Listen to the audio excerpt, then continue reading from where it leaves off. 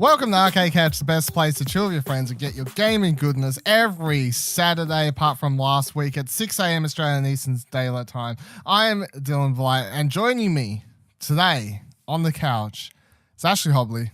Yay! We're on the couch again.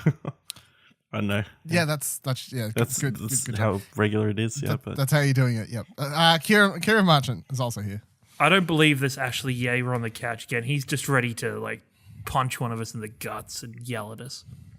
I don't believe it. Probably. Maybe. Hello, audience. He's having such a bad start to 2018, but 2019 got him. It's fine. It'll take me 2 months. It'll take me at least 2 months to get 2019 into. I mean, system. it's been several weeks. But also, I have a fair excuse because today on the show, we're going to be talking about our personal top 10 2018 video game lists. So I have the number 2018 on my head. So fuck all years. I get an excuse here. You can, of course, find the Explosion Network's overall top 10 games. What we decided were the top 10 games of the year and our top 5 subcategory stuff and podcasts all over at explosionnetwork.com/best of 2018 as well. But today we will be going over our top 10 games of the year that was 2018. And at some point I will also have Nick jump in to give his top 5 because... Top 4.5. It's Nick, yeah. He has to be different, and he has to stay on brand. Yep. Stay on brand, yeah. Stay on brand, everybody. So how we're going to do it is we're going to round table it 10, 10, 10, 9, we're not going to dump lists in a row.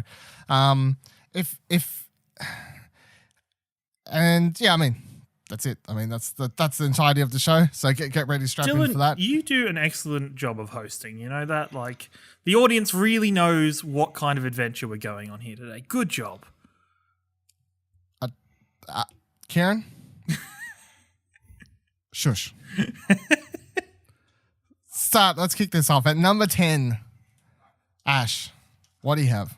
My number 10 is FIFA 19. There's probably no other game I've played. Well, there's probably a few games that I've played as much as FIFA 19, but I know FIFA 19 feels like it's as good as ever. I really enjoyed the house rules that they've added this year. So now there's mode where you can play with no rules. So now you're just slide tackling each other, just trying to break each other's legs without any fouls or offsides or anything. The fuck? Yeah, so it's hardcore. And then there's a survival mode, which is... interesting. So every time you score a goal, you lose a player. So it sort of opens up the field and tactically it makes it interesting because you've only got X amount of players left on the field. And how you're going to choose which player? No, it just randomly picks. As long as it's at random. It's not the goalkeeper is anything. So yeah. Okay. So then can you get to the point where you only got the goalkeeper left? No, they only reduced it by 4 at maximum.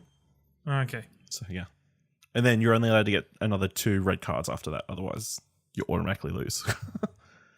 But yeah, it's convoluted, but it's a lot of fun to play. And FIFA 19, it continues to be the superior soccer game. I would have guessed this was higher on your list, to be honest. If you'd asked me ahead of time, I would have been guessing this would be higher. But there we go. There we go. Color me surprised. Number 10. There's a lot of good games this year. There is. It was a very good year last year. Yeah. Ciaran, what do you have at number 10? First, I'd like to say, everybody, my co-hosts thought they were very surprised that I got 10 games. Very surprised. They're like, you just play Overwatch. Do you want to do 3? I'm like, yeah. I hate you both. My number 10 is Monster Hunter World. Overwatch. Fucking hell. It's Monster Hunter World. And I guess looking back at 2018, for me, it's very... doesn't even recognize that Monster Hunter World was part of 2018. I played it pretty solidly the first couple of weeks it came out with some friends, and I really enjoyed it. I think the overall makeup of that game is really good. The core gameplay is really fun, especially if you're playing with friends. It is a bit convoluted to get into at first, to get your head around some of the more Japanese RPG elements of the game. Sometimes it feels like you need a degree, but I had a lot of fun in the game, and I think if more games that want to make a multiplayer game like an MMO on console take a look at what Monster Hunter World did, and take some inspiration from that, because they did it really well. It's probably one of the best multiplayer experiences I've had on console. Yeah. At some stage in the middle of last year, I nearly picked it up, but I didn't. But I've never tried a Monster Hunter game, but I was close for that one. Because of the other thing is, I don't know anything that's happened to that game since it was released. Like things like the first month, because everybody was super high on that game. And then I saw there was like little DLCs come out, but I'm like, I've not heard anything about it. They just did a huge update like last month. Did they? So oh, really fair. that was the thing. Yeah. And number 10 for me, I've got Forza Horizon 4. Really? I thought it'd be higher. Oh, sorry to disappoint. I'm disappointed. The fourth entry in the Horizon series. No, Dylan. No way. Set in Ciaran's hometown country there. Driving around a little... well, it's a combination of like British stuff and then like Scottish stuff. Like they melded it. Scotland is part of the Britishness. Yeah, but like there's more like there's Englishness and Scottishness, but yeah, they're both Britishness. And that's what I meant. Yeah. They're both Britishness, Dylan. That's it. Yeah. That's got him. Doesn't matter. Over there, peas and corn and whatever you drink for breakfast. Fish and chips. Yeah, fish and chips. God save the Queen. Yeah. Yeah. It's a really fun racing game. Heaps of cars, customization.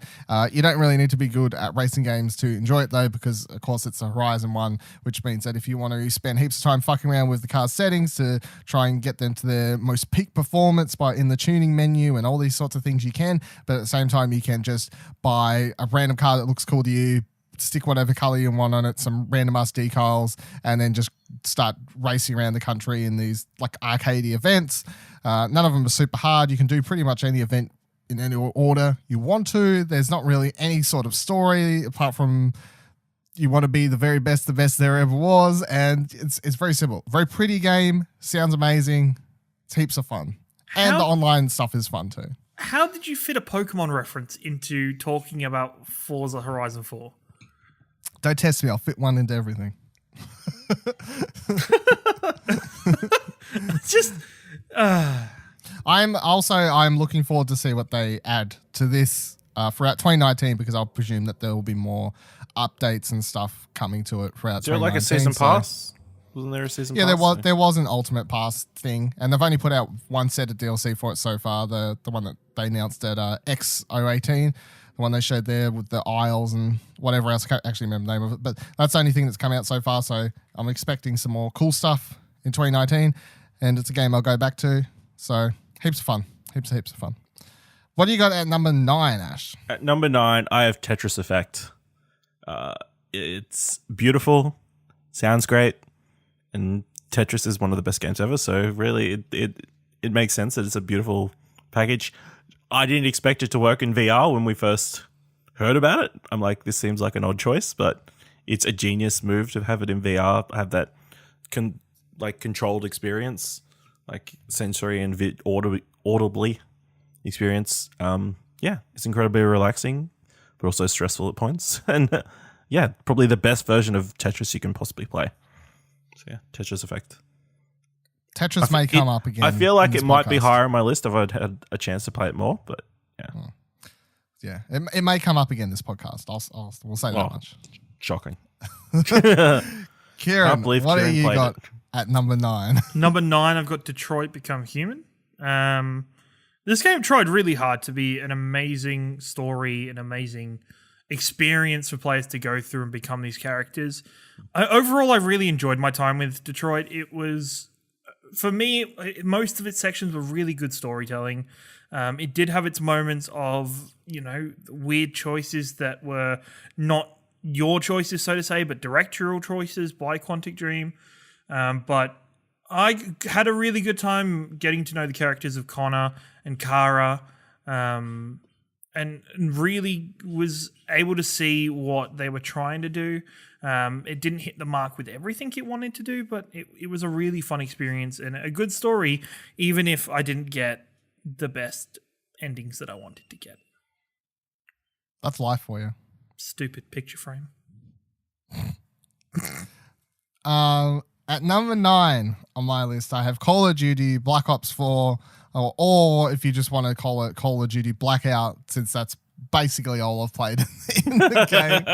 But it's Call of Duty has been my in a crazy world in which if you'd asked me 6 months or 2 months before the game even released, or at like coming into 2018, Dylan, is there ever a chance that Call of Duty game could ever be in your top 10 games of the year? I would have been like, fuck no, a Call of Duty game will never end up on my top 10 games of the year. But here we are, because Blackout is the best battle royale game that you can play currently on the market. And I've played a fuck ton of it with over at Dash Culture's Buddy Watson and Dash himself. We've played a fuck ton at this point of Blackout, and it's the most fun I've played. Well, hold on, kinda. It's one of the most fun multiplayer games I've played all year, and it kind of just grabbed everything that PUBG was doing, because it's definitely nothing like Fortnite. It's more in tone with PUBG, and it's like, hey, here's everything you love about Call of Duty. The gun control is really great. Now we're just putting in your battle royale mode.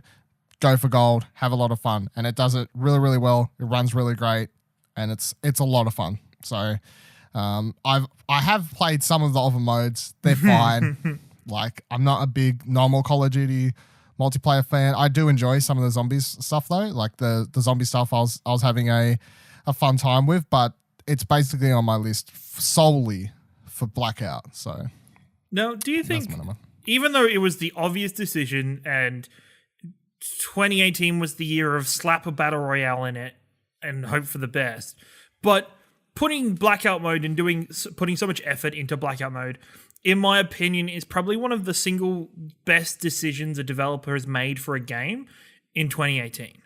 Just because, from my point of view, when looking at Call of Duty was on a decline. Like, that game was nowhere near what it used to be. People didn't seem to be enjoying it as much. It still had the big numbers, but as a game itself, it seemed to be doing poorly in what people were talking about. Since the addition of Blackout, they've been non-stop people talking positively about the game and about Blackout mode in particular. Well, it basically got a lot of people who liked PUBG and everything, and Call of Duty came along and were like, hey, here's that, a little bit different, but it runs well. It doesn't crash. It doesn't have any issues, you know? So everyone that was kind of used to PUBG, I guess, and just enjoyed the Battle Royale mode was like, oh shit, a game that actually just runs well. Cool, I'm over there. Give me that, because that's what happens when you put the Call of Duty money behind something. It's also worth pointing out on PC, like last month, or it was like December, I don't know, I think late November, December something, on PC they put out a version that just had zombies and Battle Royale only, like a cheaper version of Call of Duty that you could grab off Bellnet or whatever. They sell it free, don't they? Yeah. They're like, no, just fuck off that normal multiplayer mode, and they were selling it a bit cheaper. So to me, that just says those two seem to be the most popular modes in the game, specifically on PC at least. So would you expect, and that's the way it's going, that Call of Duty becomes like an Overwatch almost, or a Rainbow Six Siege? With the success of those two games in the past, would it be a smart decision for Activision and Call of Duty to shift it in that direction and just make it a multiplayer only experience? If they put out a Call of Duty in 2019, which of course they will, I would actually prefer them to just put out a single player focused one that could accompany the multiplayer focused one that they could just continually update in 2019. That would make more sense to me. That'd be a really smart decision. I actually really appreciate that. That's you're a thinker, Dill. You're a thinker. Sure am. Ash, what is your number 8? My number 8 is Batman: The Enemy Within, specifically episodes 4 and 5. Well, under Explosion Network rules, it does count. So yes, that's fine. Good. Yeah, I love this game. It was just the brilliant combination of that Batman story, that Batman Joker story, and obviously the two converging paths that the story took in the completely different episode 5s was, from a technical point and storytelling, it's like impressive, but it was like just enjoyable whichever way you played it. And yeah, I love that iteration of the Joker is probably one of my favorites now. So yeah. Those two episodes could really carry a company on its back. I mean, ooh. Yeah, it's just super sad that we're not going to get another season. especially where it sort of left off. Yeah, so but It was still a high season to end on. yeah, it's still high point to end on. It's just that last decision that has no weight down. Yeah, weight to it now. Yeah, I get it. Did you ever go look up that? Remember, you kept saying you was going. Did you ever go play or look up? You still haven't done that. Okay, still hasn't seen the ending. Even I've done it. I've looked it up. What your version was of the game compared to my version. Jeez. Yeah. Maybe I just need more time to grieve. Fair enough. Ciaran, what is your number 8? I had a game pull me back in with its latest expansion a couple months ago with Destiny 2 Forsaken. It was really weird. Destiny, once again, repeated itself when it was originally released. Destiny 2 sucked and was terrible. And then, same as Destiny 1, and then the same as its release of... God, I can't remember the name of it. Something King of Destiny 1. Forsaken came out, and they made some choices that were... Taken King? Taken King, that was it. Thank you. It's something King. Taken. Liam Neeson was in the game. That's right. Now, they made some decisions with characters, and I guess overall in Destiny, there's a limited amount of characters that people actually care about, so the decisions they made with the character that was kind of the central point of Forsaken was very interesting from Activision and Bungie's part, that it really changed up the game. I actually cared about playing through the story or the campaign mode for it, as well as the extra bits and pieces that it has brought with it, the changes that they've made to Destiny 2. It's really fantastic. And if you've ever loved Destiny, or if you've ever played Destiny, I would suggest when it's cheap, it's probably cheap right now with the holiday sale. If it's still on, it's probably finished. Go pick it up and go play it, because it's worth it. Nick, buy it for a 10th time. Do it. I dare you. My number 8 is God of War. The game that everyone loves the most, obviously. 8? Yeah. Holy Why are you balls. surprised? Yeah, I don't think it should become a surprise to anyone who's heard me talk about the game before, really. I heard you talk about it, but I didn't think it would fall this low on the... I love how I put it at 8, and it's like, you fucking hate this game, Dylan. It's in your top 10 games of the year. You gave it a 6? A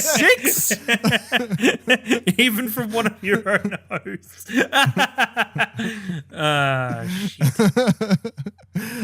Yeah, so I quite enjoy God of War. I enjoy God of War. Obviously, I have problems. That's why it's Clearly not. Not my... You don't love it, Dylan.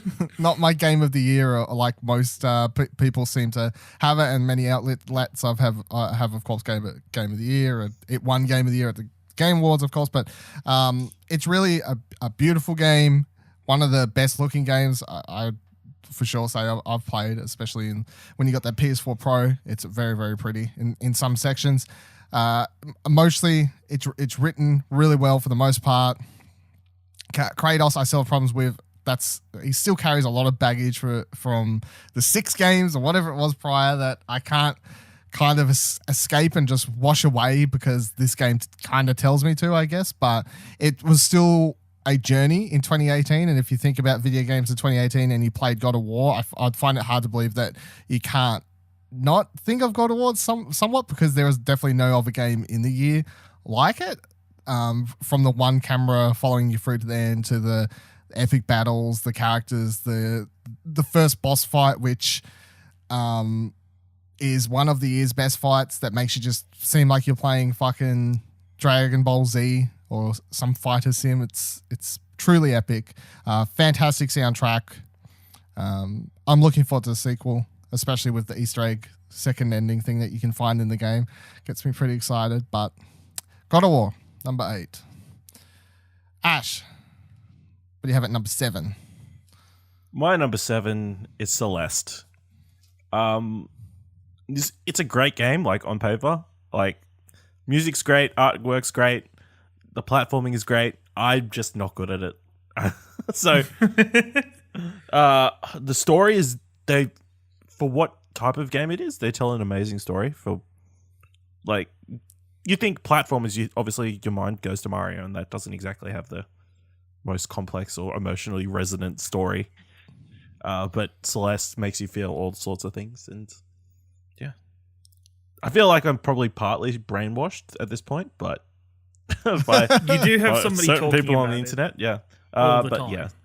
yeah, Celeste is it definitely needed to be on my top 10, so I'm very happy that I played through it, even though I turned on all the assists.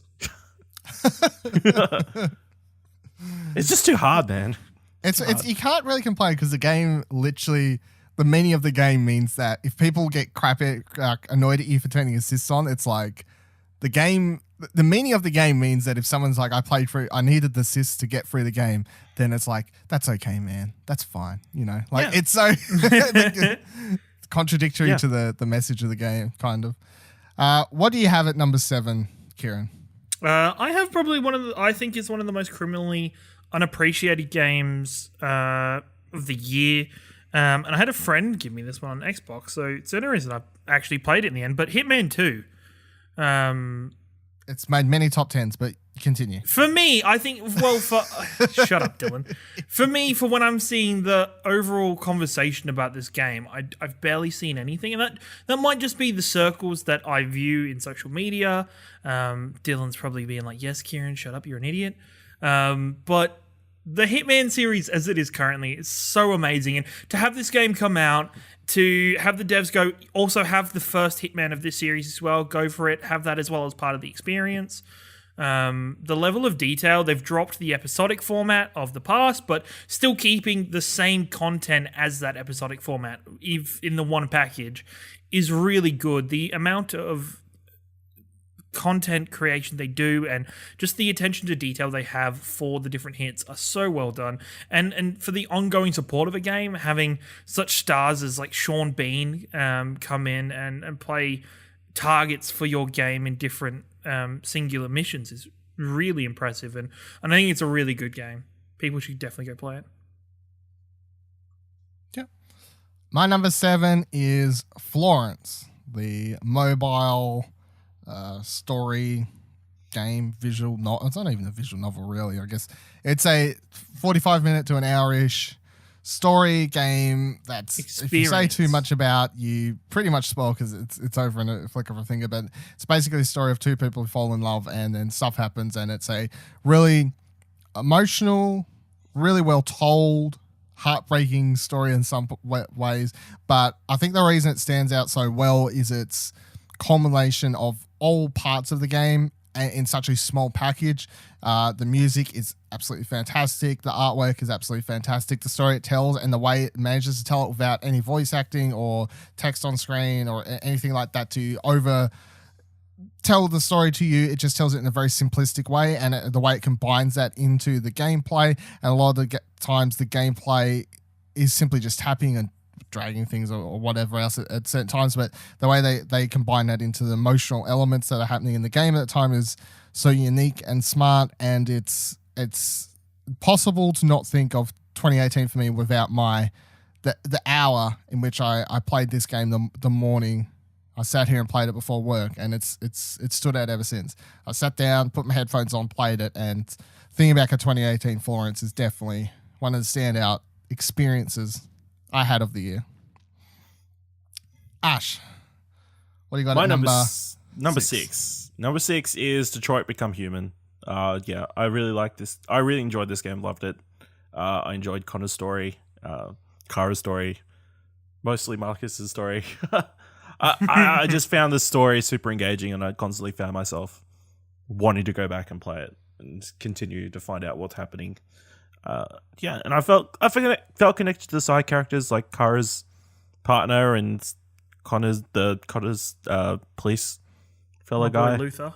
Yeah, Luther, he's great. Luther, and then, he's a man. But then the cop guy who eventually comes around on Connor, who wins him over, and then yeah, it's great. And I got the good ending. So yeah, shut up, Ash, rubbing my face. Well, I'm not sure if it's 100% good, but mostly good. You got the ending that matters, and that hurts. I got the good ending. I know that for sure. What do you have at number 6, Ciaran?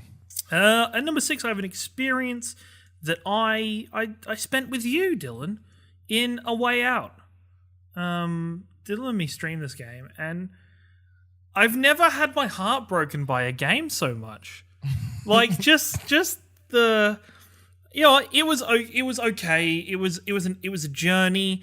There was one section that felt like it was crammed in just for something to do, that I was getting really down on it, and it was coming towards the end of the game, and then damn, Yusuf just flipped it on its head, and it made a lasting impression for me, that game, and just that I guess with gaming, and very much so with how I view games in general, is how it leaves an emotional impression on you. That really struck a chord with me in A Way Out. Definitely a very unique co-op experience, that's for sure. Dylan, you're a piece of shit. My number 6 is Beat Saber, specifically for PSVR, I suppose. But so released earlier on Oculus in the year, in June, July, whatever it was, and then only November for PSVR, but snuck in here. It is very simplistic, I suppose, is the one of the standout things about it. You're simply standing there with your Move controllers, hitting blocks that are coming towards you with arrows on them, and you hit them in the certain direction. So overall, the gameplay and the design of it is so simplistic, but it's just the fact that it's done in VR and it's done so well that it culminates together with some really great songs for the game, and to a VR experience that until you try it yourself, you may not think it's going to be as much fun, but then you try it and you just waste away 2 hours, 3 hours, and then my arms are too sore to keep playing. That's the one thing about this game. Unlike other rhythm music games, you may want to keep playing, but you simply cannot. You are too sore. All right, I'm going to jump in here because this is my number 5. All right, fair enough. Yeah, it's so much fun. Just flinging the lightsabers around, and then after every level, you sort of push them together and you feel the vibrations of the Move controllers. Yeah, it's just addictive, really. You just keep going until you can't keep going anymore because your arms are spent. Very sore. When I did a couple hour session a couple weeks ago, when I hadn't played it for a while, and then the next morning it was like, oh, yep, feeling that. That's hurting me something. Yep. Shouldn't have gone so hard on that KDA song. Need to 100% it though. It's fine. Yeah. God damn that League of Legends song. Yeah, it's good. It's so good though. It works so well. And I think they just announced recently that they're doing music packs. So yeah, well, I saw someone tweeted at them and was like, fucking blah, blah, blah, PC gets all these songs, which is the number one complaint people have for the PlayStation version, because on PC, everyone just mods it and adds in their own songs and stuff, of course. And everyone's like, when are music packs coming to PSVR? And they just replied, soon, with a smiley face or something like that. So I'm hoping and assuming that 2019 is just going to hopefully be me spending money on various song packs throughout the year, because I want to support the game. Spider-Man Into the Spider-Verse soundtrack to be the whole soundtrack. Please and thank you. Yep. Well, I mean, hopefully they do it right. Hopefully they can keep up a decent consistency with the packs throughout the year, if that's the way they're going to go, because I'll probably buy all of them. Like, if there's not that many, as long as they're not putting out like 10 a week. You remember when Rockstar was big, and every week on the drop there'd be like 10 to 20 Rock Band. So there'll be like 10 to 20 songs on Rock Band like per week. It's like, no, I don't need that level. I just like even a decent pack of like 6 songs once every month or two, or like even 2 months would probably be enough for me. So yeah, get you by. But yeah, Beat Saber, it's fucking lightsabers with cool songs. You put headphones on, you get a workout, and you have a great time. So yeah, the reason to get PSVR at the moment. It's definitely a reason. A reason. So number one, number 6. That was Ash's number 5. What is your number 5, Ciaran? My number 5 is Red Dead Redemption. 2. Number 1. Number 1, man. I didn't even write 2. Oops. Red Dead Redemption 2. I really enjoy role-playing games, specifically role-playing games like Dungeons & Dragons and tabletops, where you can take the time to make the character your own, to live in the minutiae of the character, to experience the fine points. And for me, Red Dead Redemption managed to recreate this with the experience of creating your own Arthur Morgan, who was, you have the overall character kind of defined for you, but what does your Arthur Morgan do? Like just the day-to-day, like shaving or looking after your horse, or some of the minute details that probably a lot of people who wanted just the standard Rockstar game probably didn't really like. That I loved living the day-to-day life of Arthur Morgan, catching things to eat, making sure I was camping and sleeping, and overall the story of what I've played so far has been really good and really well thought out. I think some of the storylines that Rockstar have done in the past have shown some writing immaturity in many ways, where they just kind of go for the standard action blockbuster, but the writing and the attention to detail that's gone into Red Dead Redemption 2 is really quite impressive overall, and it is a really fun experience. And I know that once you get over the hill, the game changes quite a bit later in the game, but I've really enjoyed my time with it and can't wait to go back to it. Fair enough. My number 5 is Marvel's Spider-Man. Swinging through the air of New York City, saving the day from all those criminals that be in my way. What a game. Spider-Man is just like, it's a fun video game. It's like the definition. It's like, this game is fun to play. It's fun to beat up bad guys. It's fun to swing around the city. It just makes you feel like Spider-Man. The soundtrack just sounds like a Marvel movie. It looks absolutely fantastic. It does a lot of gameplay things that games like this fail to do properly, and the number one thing I'm going to go to is the fact that when you unlock suits, the powers that are associated to them doesn't mean you can have to wear the actual suit that's associated to, and you can switch the suit and just still use the power you've unlocked. I wish more games did that when they give you things like this, but they don't. The only thing that kind of pulls it lower on my list, I suppose, keeps it from being higher, is that a lot of the side mission stuff just got super repetitive, not very unique. Although its main story missions and story and all that are a lot of fun, and although of course I did all the side mission stuff because I got the platinum, it's the side mission stuff does feel very like 5 years ago design wise, or even like 2-3 years ago design wise for an open world game. It doesn't feel like none of the stories are super interesting. There's way too many of these crimes in what are they called? Crimes in progress. Whatever. Crimes in progress. Like there's only like 3 to 4 variations or something like that. I don't even know, but they get super repetitive and boring after a while. And then the main side quest storyline, I guess its ending, it's cool, but it's none of it's super. That's the only thing that kind of keeps it lower. But the reason I push through and play those is because the game is a lot of fun to play anyway. So its gameplay is a lot of fun. Let's pause now and check in with Nicholas Pryor, who's going to give us his top 5 games of 2018. All right, Nick, you're here to give us your top 5 games of 2018. Starting at number 5, what do you got for me? Well, I didn't particularly list these in any order. Well, pick an order then. I don't want to order them. All right. Alphabetical, Z to A. No, I'm just going to write it in reverse order of the list, the way I wrote them. Okay, do that then. Okay. What do you got at the bottom then? A Way Out. Okay.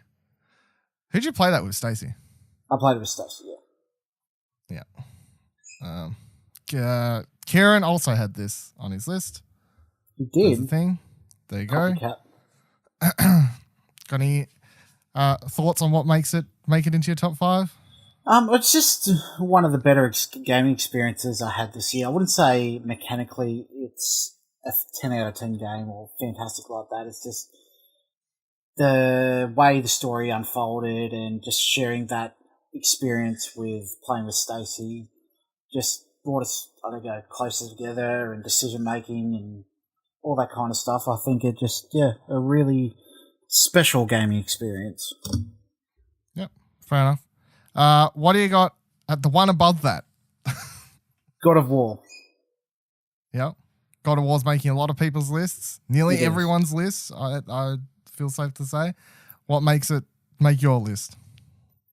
I was kind of surprised at how much I enjoyed it because I was going into it. I don't know what I was expecting. I knew it wasn't going to be like the previous God of Wars gameplay wise, but it was also a lot more methodical, which I purposed, but not to the extent of Dark Souls, the combat. But yeah, I kind of really enjoyed the combat, except for those fucking trolls, and the story. The story was really the highlight here.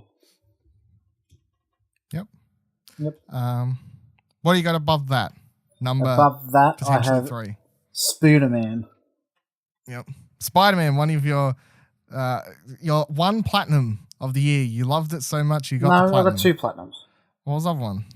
Batman, the second season. Enemy Within. Yeah, I think everyone got that as well. All right, Spider-Man, the only platinum you got where you had to do more than finish the game. Yeah. That's correct. What Accurate made you statement. what made you like Spider-Man so much that you was willing to do all the extra stuff? Well, Spider-Man's always been one of my favourite comic book characters, and I don't know, it's just, I felt bliss playing this. Like, nothing I did in that game felt like a chore to do. Like, all the side stuff never got old to me before the DLC, and I just enjoyed when a game has movement feeling that good and you don't want to fast travel at all because the actual movement in the world feels that good that you know they've done something right in a game, at least for me. And yeah, I found the combat not too complex, but also a little deeper than just button mashing as well, and the story as well. The story, I think, is one of the better Spider-Man stories that I have experienced in film, comics, movies, all that kind of stuff. I don't think now that you've said it, I was thinking, I'm like, I don't think I fast traveled once in the whole game. Or I fast traveled once or twice just to get the little cutscene things where he's there on the subway and the passengers are looking at him, but I didn't do it as a function of the fast travel. Yep. What do you have above that then? I have IL-2 Battle of Kuban. Yep, this is a game that everyone knows, so I don't think we need to say too much about it. So on to the next one. No, I think you should explain what this is in full detail, please. All right. So the IL-2 Battle of series is a series of World War II combat flight simulators where each game is a separate entry in the series, but they also, if you have all of them, they form into one giant kind of package, where this is the latest installment where it adds the Battle of Kuban, which has happened in the Caucasus, kind of like around current day Georgia and Russia and all that. But what it is it also adds onto the experience of the IL-2 franchise, where it adds a completely dynamic single player campaign where you create a soldier or whatever, a pilot, and you go through it, and all the stuff is dynamically generated. So you could go out on a mission, say it's like a bomber intercept. There's also all these other squadrons from Germany and Russia, all out doing their own thing, and you can dynamically come across them and all that kind of stuff. And you can go through the campaign all the way from the Battle of Stalingrad up until Kuban at this point until they bring out the next installment. But yeah, I think the improvements that it made to the system and the dynamic single-player campaign is just something I'd never seen before in that kind of genre. Mm-hmm. Do you reckon it only made your list because you got all your flight gear this year, or like because you're just high on flight gear stuff? You picked up that fancy stuff this year? I think it's up there because of that dynamic campaign where flight simulators that I played previously many years past had it was all scripted, so everything happened the same way every time, where all this is just, anything can happen. Fair enough. And your number one, and I'm going to say number one because I'd like to see you argue with me that this isn't your game of the year as much as you're I definitely put this one first down because it is number one in my mind. Yeah, you're like, it's not in any order, but come on, this one, clear distinction, I think we can all tell. What is your game of the year 2018? Spyro. What is your real game of the year 2018? It is none other than Red Dead Redemption 2. Yeah, and I think it's safe to say out of everyone at the Explosion Network, you definitely fell head over heels in love with Red Dead Redemption 2. You've even started it back up again, haven't you? I have. Yeah, so you like it that much that you can't get out of this universe, can't get enough of it. What is it that makes it your game of the year and possibly what seems one of your favorite games of all time at this point? Well, it's just a perfect storm of everything that I love into one game. There's grittiness, authentic feeling, a sense of realism, a living, like, the first time I felt a living, breathing, true open world where you don't feel like, say, as like a Skyrim, everything revolves around you and everything happens to service you, where this, you feel like a small part of this world. And on top of that, just phenomenal storytelling, absolutely brilliant writing. I mean, all the characters you feel are real and attachments to, and none of it feels artificial. It just feels real as well. It's just purposed and so well designed there that I just can't explain. I'd be here for fucking hours explaining how much I love this game. Do you reckon? How long do you reckon you'll just keep playing it? Like, considering you've just started a new game, are you just gonna go through it again? Do you reckon you'll? I think it's definitely a game that I'll put in each time I have a lull in gaming where there's, where you have those periods where you just don't know what you want to play. There's nothing new coming out, and you just don't know what you want to do. I think that's definitely a game I'll keep on going back to and back to and back to. I mean, it's something special to say that it took me, I think I counted it out, 42 real-world days, not as in like in-game time, but playing 42 days straight, just playing through the story. And I still haven't seen everything there is to see in that world. Are you going to return to the online at all, or do you reckon the online is just something not for you? Yeah, I don't think the online is for me. It's not the same sort of feeling as you get from the single-player campaign. I think the introduction of other players into the world where they don't have the same sort of sense as like what the NPCs have, so they're out just to, like, there's people out there just to troll you, so which doesn't really give you the same feeling. Yeah, fair enough.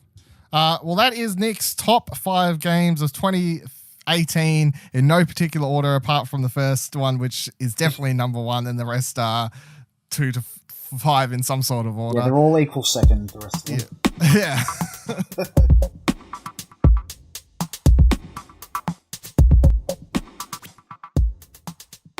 Ashley, what is your number 4 game best of 2018? My number 4 is Red Dead Redemption 2. Got him. Yeah. I'm just really enjoying the story, just the world, just the weird scenarios you get into. You get into a drunken night and you lose your gang member friend and get plastered. And then, there's the shootouts are super fun. And then just the day-to-day boring, let's go fishing. Let's go steal from somebody's house. Let's go. Just a random, just it is the best Western simulator that could be possibly made. Only reason it's not higher on my list is it just hasn't drawn me in. Like the top 3 games on my list, I just came home and wanted to play as soon as I had free times. But Red Dead, I felt like haven't had the pull to keep playing, so that's why I haven't played it in a while. So, but I'll definitely get back to it because it's a great game. Yeah. Ciaran, what is your number 4? My number 4, going over to the Nintendo Switch, is Smash Brothers Ultimate. I've really enjoyed playing Ultimate the last couple of weeks. The game is, it's as if I've bought every Smash Brothers that's ever come out, but just in a nice package. The world of Light is really fun. The elements they've added they're bringing in almost that RPG leveling system with your spirits and what combination of spirits do you use.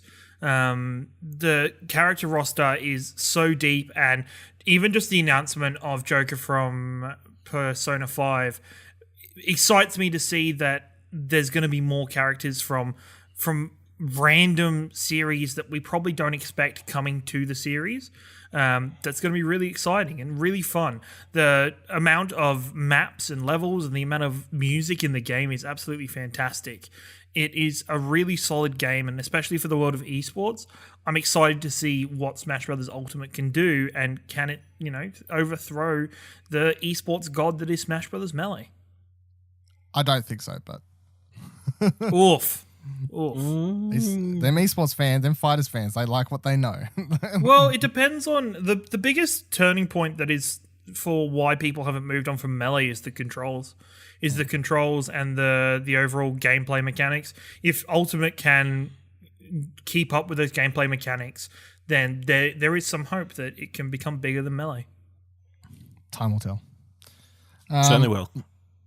My number 4 is Firewall 0 Hour, the PSVR multiplayer, basically. But look, it's the simplest way to explain it is it's Rainbow Six Siege in smaller way in PSVR. It is 4v4 multiplayer only. There's no single player or anything like that. It's a game that revolves entirely around cooperating with your team, and if you don't cooperate, you're basically setting yourself up to lose. Except for playing this game in VR compared to if this was just a normal game you was playing on your PC with your keyboard and mouse or anything like that, it's for a start, you need to play it with the aim controller, and if you're not playing with the aim controller, you're not getting the full experience. You're not playing it the way it was meant to be played because it was designed to be played with that. And playing with the aim controller and playing a cooperative shooter like this opens up a world that I've never experienced before. Like being able to use my gun to literally point, like someone's there, like, and just nod with that, or having to actually lift my gun up and out of the way as I'm trying to creep around corners, because if I knock it on a door or something like that, it could make noise and alarm my enemies. There are so many things that this game does because it's in VR that I would never had to think about or experience if it was a normal shooter. And you have to cooperate with your team. You have to yell out. It's if you see anyone, where they're going to go. But then I also love the fact that when you die, because it's once you're dead, you're dead. You don't respawn or anything like that. You are put into 3 or 4 security cameras that you can see, and you can flick around them. And if you see an opponent, you can then still talk to your team and try and explain where they are. But of course, the enemy team at the same time is also able to do the same thing. So it's even ground, but that means that no matter what, if you're alive, you've got to be cooperating. If you're dead, you've still got to be cooperating.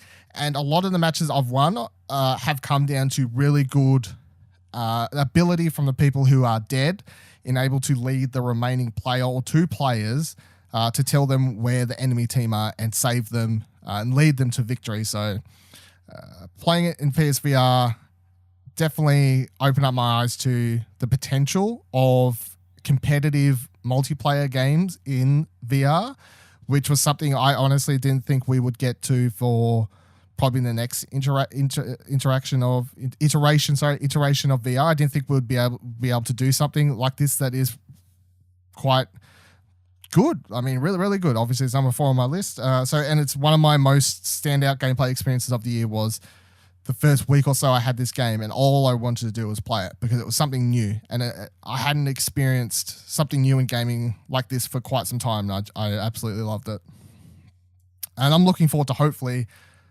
new maps, new characters, lots of exciting things hopefully in 2019 for Firewall, I hope. Ash, what do you got at number 3? Number 3, I have Ni no Kuni 2 Revenant Kingdom. At the beginning of this year, I was just devouring this game. I fell in love with the art style. I really enjoyed the gameplay. I really liked the story and the 2 main characters, Evan and Roland. I even liked the world, like the kingdom building, where I ended up leaving my PlayStation on for hours, so it would just sort of build up all the coins so I could collect them all in one go. Yeah, it was great. That was one of my favorite experiences of the year. Even if there was leaving some your grindy PlayStation bits. on. Yeah, one of my favorite experiences. Let's leave my PlayStation on. Yeah, letting your game play itself. All right. Yeah. Just get them build up that kingdom. It was like, yeah. I was about to say, you got to get them things, but I can't remember the name. What were the name of the funny little creatures? The Higgledies. The Higgledies, that's the one. Higgledies. Yeah, the Higgledy look like their little penis tails, yeah. Yep, that's right. Ciaran, what is your number 3?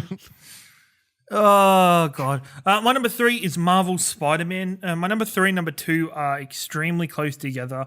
There's just a couple of things that separate the two of them. The gameplay and overall story that Spider-Man tells and Insomniac gives us is so amazing and such a perfect Spider-Man story for me. It's exactly what I want from a Spider-Man. It's got a likable Peter Parker. It's got a wisecracking but likable Spider-Man. Insomniac with this game do seem to be trying too hard to please everyone. There is the whole Sam Raimi suit debacle that has been going on, and eventually it's got added into the game, and I thought it was stupid. Ashley's shaking his head like the Raimi suit. Well, they've been making it for ages. They had been, yeah. But the internet around. You can't blame the internet for the game. I can. It has bothered me. It's crazy talk. It frustrated me. But other than that, the only other reason is Act 3 took away the last third of the game. It's not really the last third, but really took away the things that I love doing the most in Spider-Man. I think in the earlier parts of the game, I really just loved the ability just to swing through New York, detouring, doing different little bits and pieces, just being at my own leisure, just enjoying it, enjoying the soundtrack, enjoying the audio direction of the game. And then Act 3 kind of forced me not to do that anymore, and it was a bit sad, but overall, Insomniac did a really good job with Spider-Man, and I can't wait to see what they do with the continuation of this series.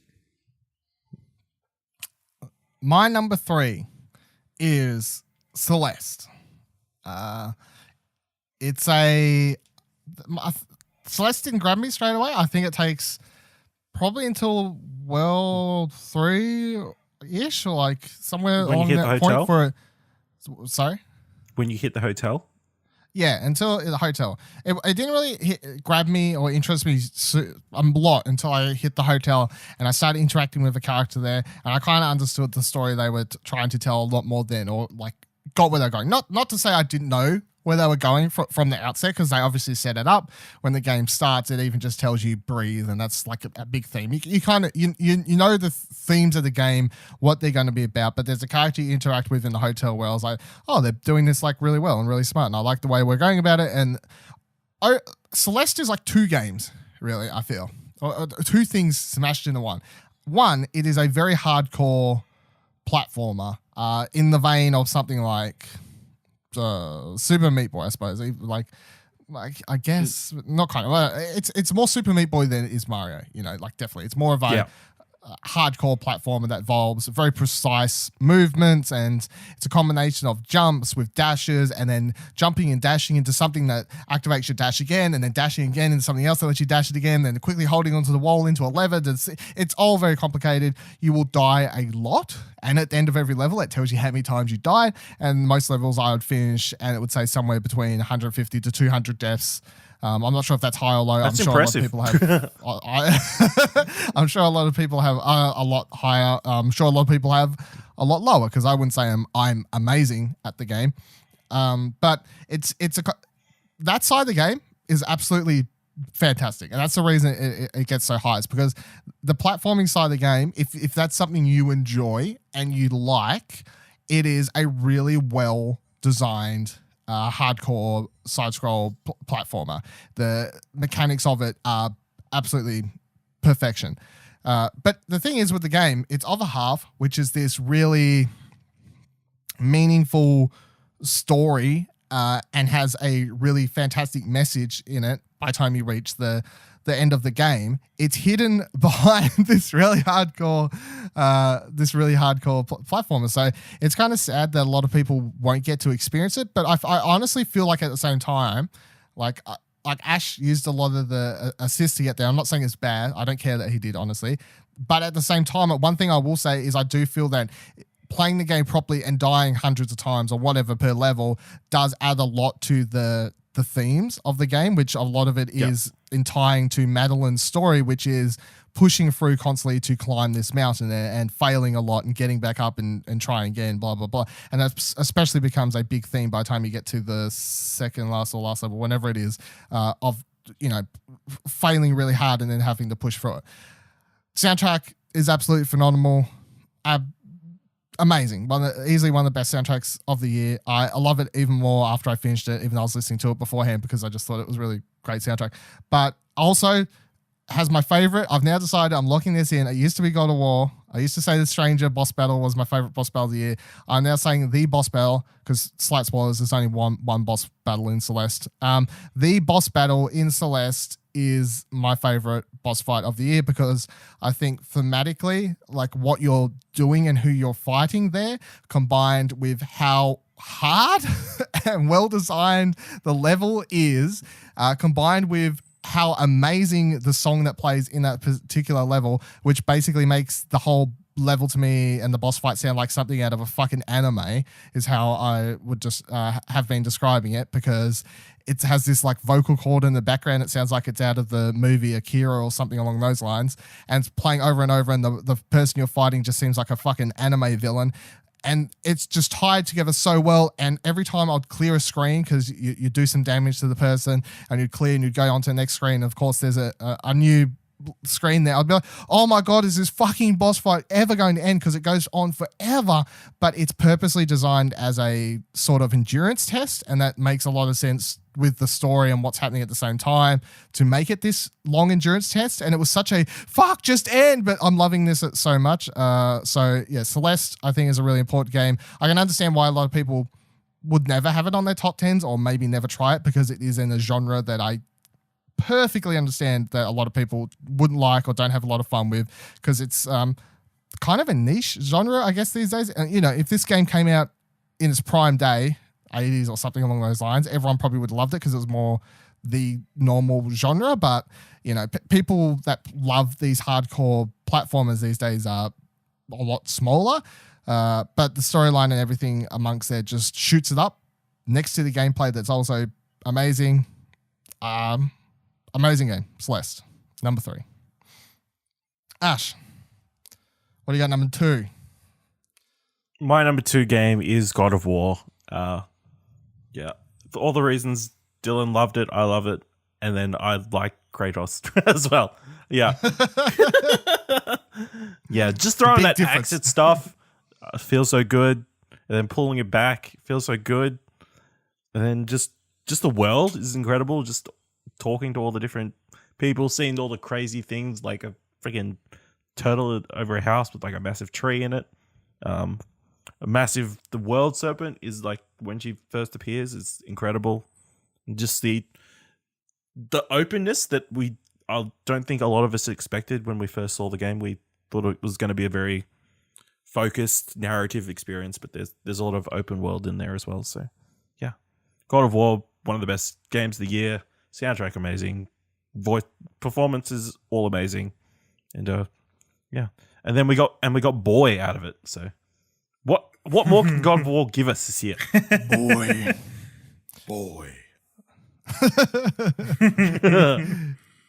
Ciaran, what is your number 2? All right, my number 2 is also God of War. To reiterate everything that Ash said, but also God of War is singularly the most cinematic experience I've ever played in a game.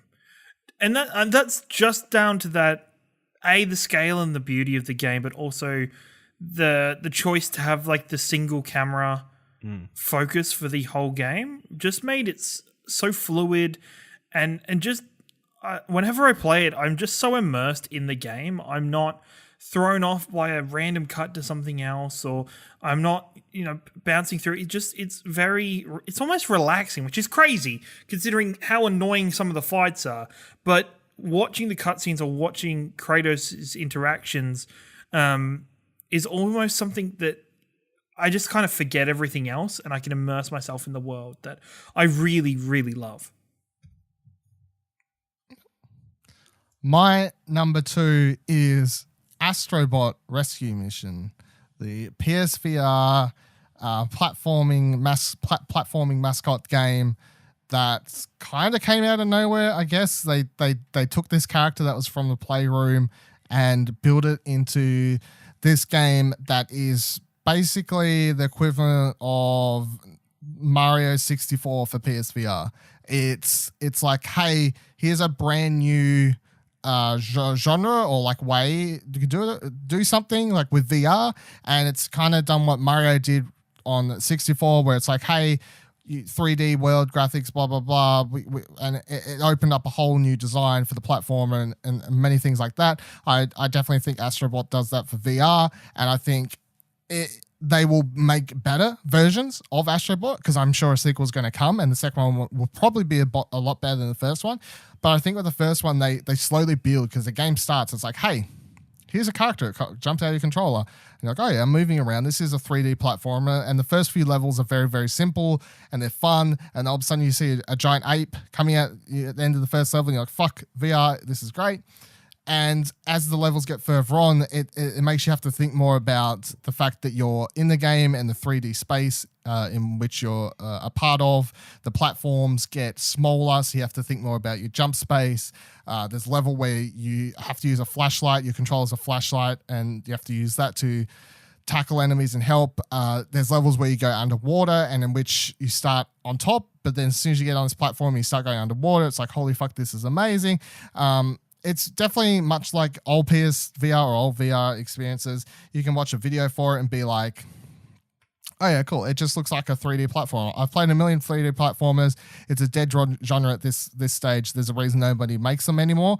But if you actually play this with a headset on, it is utter joy. I think Astrobot is the game that caused me the most simple joy all year. It was just pure platforming bliss, and the genre that I have such love for growing up on, playing so many mascot platformers from the PS1 era to the PS2 era, from Crash through to fucking Jack and Daxter, I suppose, early days, Sly, whatever else. So it's definitely a genre I have heart for, and playing this, it was fantastic. It's world level, and then of course it ends up with a massive boss fight. One of the boss fights in this, although of course I already said Celeste, my favorite boss fight of the year, there's a boss fight in this that was the most fun, because I was just like, wow, VR is just opening up a whole new way we can do so many simplistic boss fights that just add slight changes to them, and they suddenly become magical again, much like the first time you would have experienced 3D graphics on your whatever console you first experienced 3D graphics on, I suppose. But yeah, Astrobot Rescue Mission, definitely, unlike Hitman 2, one of the year's most underrated games. To me, Hitman 2's underrated. Fuck you. fuck you all. Just taking a shot at me. Fucking hell. This is a couch built on lies. All right, we're into the big one now. Let's get into it. What is your number one game of 2018, Ashley Hobley? My number one game is Spider-Man. It's just brilliant. It's just brilliant. It is probably the best Peter Parker story in another medium other than comics we've had. I just love the story. I love all the characters, all the performances are really great. Just swinging through the city is brilliant. It just feels so good. Just running around, yeah. Even the combat and stuff, that feels really good. It makes it worthwhile struggling through all those side missions, which aren't super original, but you're playing as Spider-Man, so you can't complain too much. I can understand from a story point why the third act went the way it went.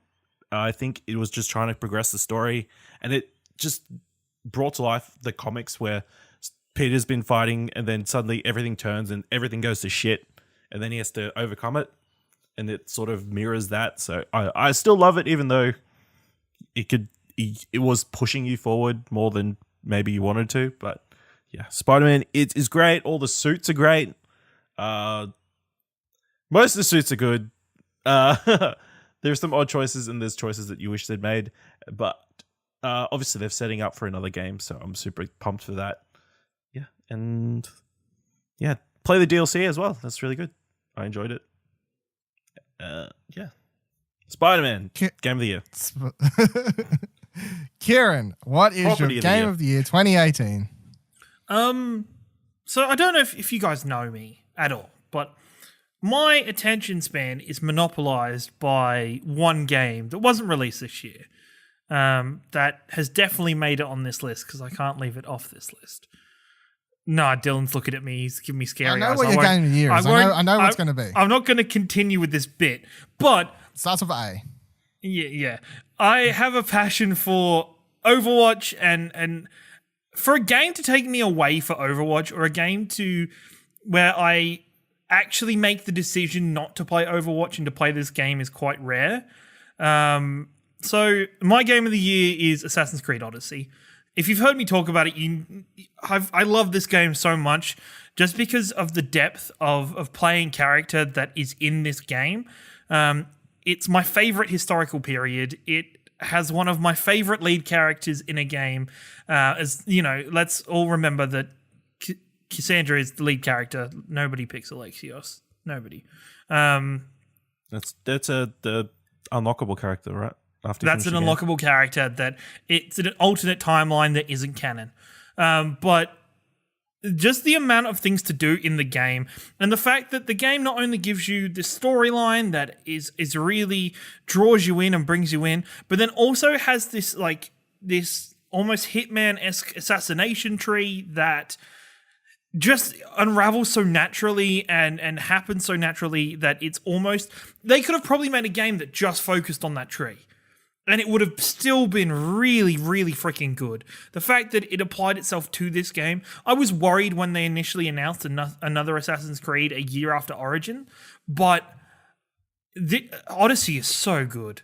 I just couldn't get enough of it, and it's a game I'll consistently go back to, play the additional mercenaries they add into the game, play the DLC events. It's so much fun. You better end it. Ash started the thing, so you better say Game of the Year now. Game of the Year. I don't know. I don't have to follow Ashley's role and rules. My Game of the Year 2018 is Tetris Effect. You said you'd mention it earlier, and now you're mentioning it now. Oh. Blow your mind. Dun, dun. Tetris is... if I out of all the gaming experiences I've had all year, thinking about the one that hooked me the most and I think is the perfection, I guess. Like I think Tetris Effect is definitely a 10. And as I said, whenever I talk about this game, I'm obviously talking about the VR mode. But I got so fucking addicted when I was playing that game. And playing through that game from start to finish, the levels, it actually does tell a story. And that's the one thing I found the most interesting about the game. It's a very like arty-farty, like not in your face story. But it's also a story I think has resonance in today's world. If you get it, I suppose. If you feel like this is too wanky or arty-farty, then whatever. But it is such an experience playing through that game start to finish. The combination of the visual elements and the visual storytelling you're getting, the audio, the fantastic fucking soundtrack, all songs which were designed for that game, and that's why you can't find the soundtrack on Spotify, because they haven't like made them in a way that they're listenable on their own, kind of, because they were just designed for the game, so their cues and at what points they kick off into the second parts of the track are so entwined to the actual gameplay of Tetris that you can't just like unclip the MP3 and upload it like that. So the soundtrack is absolutely fantastic with songs like the one that everyone knows that kind of played in the trailer, which is the first song in it, this more techno-y, I guess, thing with this girl singing. And then when you're playing that level, a fucking whale starts floating above you, but that's fine. And then there's other songs that are very tribalistic, I guess, like tribal, like a lot of like. There's one song I really like. Everything. It's everything. Yeah, I know. There's all sorts of genres. They're all combined in so well. Going through it, the fact that the blocks change to help you really feel in the mood, like per level, that they're not always the exact same. They do change elements. And playing through the last level would be my number one gaming moment of 2018, and that's probably why I put it above. Like, but to be honest, my top 5 was the hardest. Like, it wasn't like my top 3 were the hardest to struggle. It like 6 through 10 were kind of easy to put down. It was the top 5 that I was struggling where to put them on and kind of how to juggle about them. That's I had to think about certain things. And when I kind of clicked on to, well, Tetris would have my favorite moment of gaming in 2018, which is the final level of that game, just because I think it is so, like, playing that and finishing it was the most epic fucking thing I think I've done, which is like the most epic thing I've done in the year of God of War and Spider-Man and all this stuff was fucking match blocks, but honestly it was, and that's why I put Tetris up here, because the gameplay is Tetris, which means it's already got a really high standard, and they don't do anything to ruin it. The new mechanic they add in where you can freeze time and add blocks really fast, and then you can get a really high combo. Although the combo doesn't actually score, is the thing I think a lot of people. Yeah, it doesn't add to the lines, which is yeah. So it's more of an escape mechanism. Like it's a save you button, but it's not a cheap way to be able to get a really high score, which I kind of like because it evens out. So I really like the way that you can use that system. I like how I'd never really got into Tetris at all before this game, but all of a sudden when I was loving this game, I remember the day after I got it, I was at work and I was Googling Tetris tips, and I was watching a video on YouTube for tips how to play Tetris better, because I wanted to be able to play it better. And if there's any game on this list, my top 10 list, that I could just pick and go, I could play that for ages and not get bored of it, and it has the most replay value and everything, it's also definitely going to be Tetris Effect. I feel like you could just jump into this game at any point, you're going to have a fantastic fucking time, you'll lose yourself for hours and hours and hours playing Tetris. In VR, it's okay. I think it's fine. It is definitely a game that is an experience, and I think that's the thing. Like, it's a game that's so heavily designed around gameplay because it's Tetris, but putting it in VR with the combination of the music and the visual aspects, it makes it more than just a game, and it does make it this truly unique experience from 2018. So Tetris Effect, my game of the year 2018, and that is all of our top 10 lists of 2018. Now, I did have some ones I had to leave off, so I'm open to doing quick shout outs for honorable mentions if anyone does have anything that they would. Do you have any off the top of your head, or ones that you had to leave off your list, Ash, for honorable mentions? Yeah, like Astrobot, and I just haven't touched enough of that. And Creed too. Creed, I really enjoyed that, even though I get my ass handed to me constantly. Fair enough. Ciaran, would you have any honorable mentions? Overwatch, you had another good year. Had to get his Fortnite. One Overwatch mention. My couple I had that I left off that were on my short list were The Gardens Between, really fantastic puzzle game that uses time manipulation as a unique mechanic. Overcooked 2, I never played the first Overcooked, so I think that's probably why I enjoyed Overcooked 2 so much, because it was the first time I was actually experiencing Overcooked, and it was a really enjoyed that game.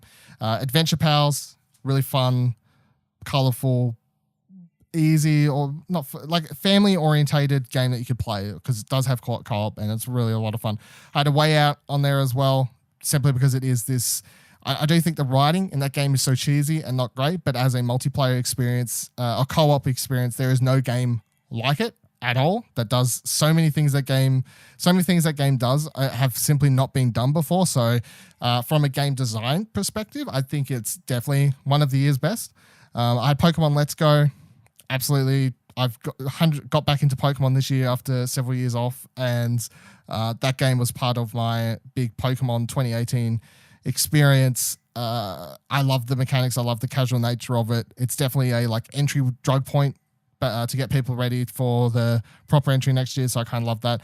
And then the last one of my honorable mentions was Paper Bark, my number one memed game of 2018, where everyone would make fun and say it was going to be my game of the year.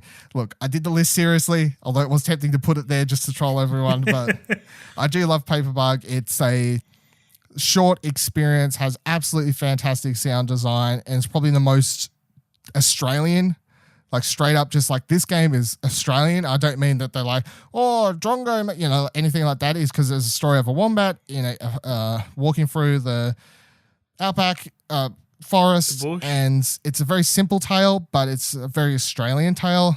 That makes a lot of sense. And just playing through that game with headphones on, which is the way to play it, it is a emotional ride, a lot of fun, cute wombat, and although it didn't make the cut for the top 10, it was a legit contender on my shortlist. So, In spirit, it was Dylan's number one. Hey? In spirit, it was your number one. But If I wanted to commit to the meme, then it would have been my number one. But I'm disappointed there wasn't even a fake out, to be honest, you know? I just want to do my list serious and not troll anyone. I decided I'll just do it serious. I did it. Dry cut, did it the proper way. So that is it for this week's show. Thank you all for joining us on the couch, of course. Listen to us talk about our favorite games of 2018. And of course, as I mentioned before, if you haven't been seeing it, this entire week we've been putting out our Explosion Networks, wrapping up our best of 2018 stuff with our Game Awards this week. So we've had a lot of stuff go up on our social media accounts, Facebook and Twitter, our top 5 gaming category stuff. And of course, there's a podcast out now where we discuss each of those awards and go over why things won what, why they won, how they're cool, all those sorts of things. And then also you can go check out our top 5 overall games as voted for and decided by the Explosion Network over on the top 5 podcast feed, which is available right now as well. If you would like some more list gaming top shenanigans for you. So make sure you check out all that stuff. And of course, the rest of the top 5, best of 2018 stuff, if you haven't already, because this was the last week of it. Last week we had movies. Week before we had TV shows. Week before that we had music and online media. Check all that out, or anything that interests you, of course. And make sure you check out explosionnetwork.com for all our other shows, reviews, news articles, and much more. Rate Arcade Couch on Apple Podcasts to help out with the show if you could, or simply share it on social media is probably the easiest way to help.